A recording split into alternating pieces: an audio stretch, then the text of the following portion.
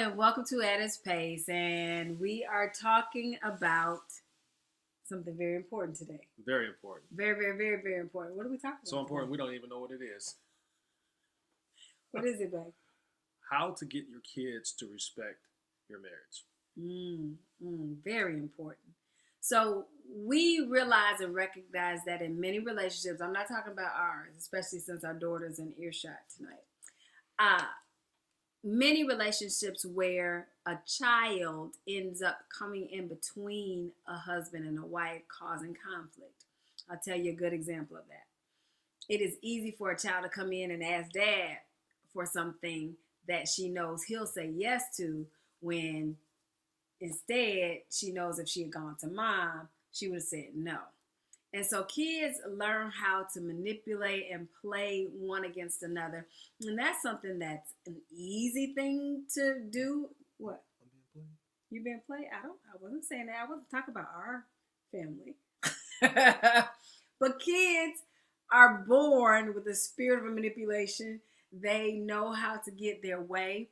And if you're not careful in your relationships, you can wind up being pitted one against the other, because children want what they want. We're all selfish beings. We're all want what we want. And so I've just noticed that there are some relationships where kids get in the way. Also, think about this. There are some relationships that I know of where maybe the husband and wife weren't on good terms the whole relationship. And so this older child saw them when they were squabbling and maybe they weren't on the best of terms, and now they get, you're yearning again. I'm not. And now they're back together, and that son or daughter assumed the role of the spouse.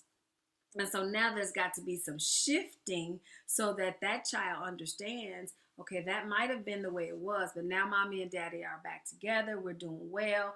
And you have to take a different position. And sometimes that's tough. And I think it's so challenging raising children, because it's almost, I don't know how many levels, but think about it. You're trying to raise a child to be independent and to be themselves.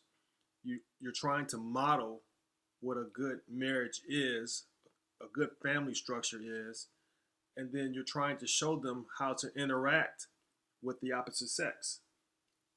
And so a lot is at hand in terms of the structure of family and how you model that. At the same time, how do you raise children in that process? And I think a lot of times in my household, and Rhonda and I had talked about it, sometimes she has to be cognizant of how she interacts with me, because she's modeling how a woman should interact with a husband, which my daughter may take and say, "Oh, okay, that's how you do it," and that may not be the right way to do it, and so, or it might be the right way to do it. So I think it's important just to recognize how you're setting your kids up for success within their own relationship structure, but also how you're setting them up to interact with the parent of the opposite sex in terms of their communication, in terms of their emotions, in terms of the things that they need to be healthy as an individual. Yeah, that's a prime example. That has happened in our relationship, and I have gotten upset with my daughter because of the way that she speaks to my husband, but I also have to reflect on how I speak to him. Yeah. And that she is in some ways given passive permission to do that. And we can say all day long, I'm the mother, but again, your children you are an example to your child at all times. Yes. And so whether you want to be their role model or not, you are. You can't be like Charles Barkley and say that you aren't. You are your child's first role model, and they do in many ways aspire and desire to be like you, either by nature or nurture. So it is important for you to be mindful of that. Now, on the flip side of that, we are not a couple who hides our relationship from our children. And I mean, people have different rules of thumbs. We are what we are in front of our child and behind closed doors. I do think that there is some value in a child seeing some conflict and resolution in a relationship. So we're not one of those people where Erin could ever say that she doesn't see us arguing, because she does, unfortunately. I'm not going to say often, but she sees all of it. And I think that you have to temper that with prayer. But I want her to see that marriage is hard, but it's necessary work. I want her to see that it is possible. I want her to see that people can have differences, can fuss, and can fight, and still love one another.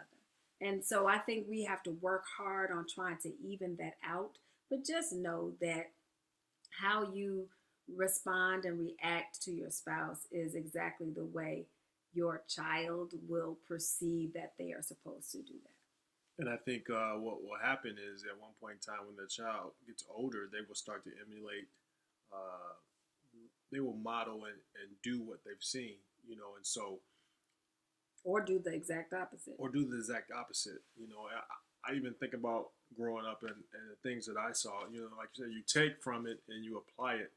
And I know there's been times when Erin has been somewhat out of pocket, you know, and I've had to say, you know, wait, you know, your priority, your lineage is number 2. You're not number 1, you know, or you have really, I gotta get that look now.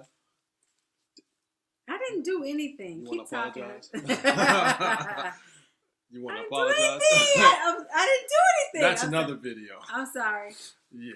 Anyway, but you have to correct the child and let them know that they're not the priority. They're not the marriage. You know, even though she wants to be my wife, she's not my wife. Really?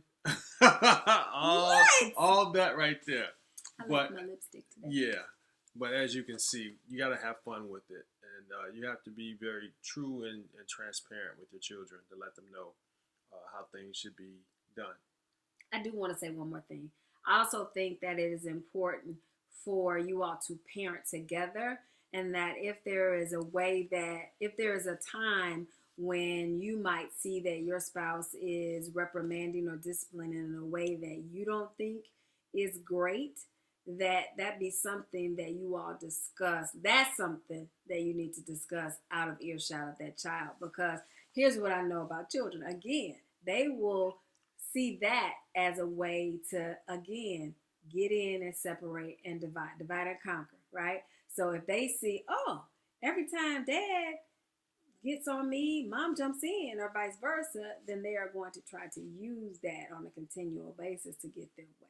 And it is not our job to let our children get their way all the time. It's our time to raise them and encourage them, to love them, nurture them, and give them some of the things. Or even when they become adults and things get difficult, they're going to be looking for somebody to rescue. And depending on who that person is, or if there's nobody there, you're setting up for situations, maybe unhealthy relationships. And so you have to always be cognizant. I know as Erin is turning 14, soon to be 15, right, that my role is important, but also that as she becomes a young lady, that Rhonda has to develop that, because she knows what a woman's like, and she's told me I know what a woman, and some things a woman has to handle as a woman to woman. And so as much as I don't understand it, and you want to rescue her, and I want to rescue her because I'm daddy, I have to step back and let that take its natural course, because I understand that that's how growth and development works. You hear that, Erin? Dad's not going to rescue you anymore. All right, be well and be blessed. That's my line. Okay.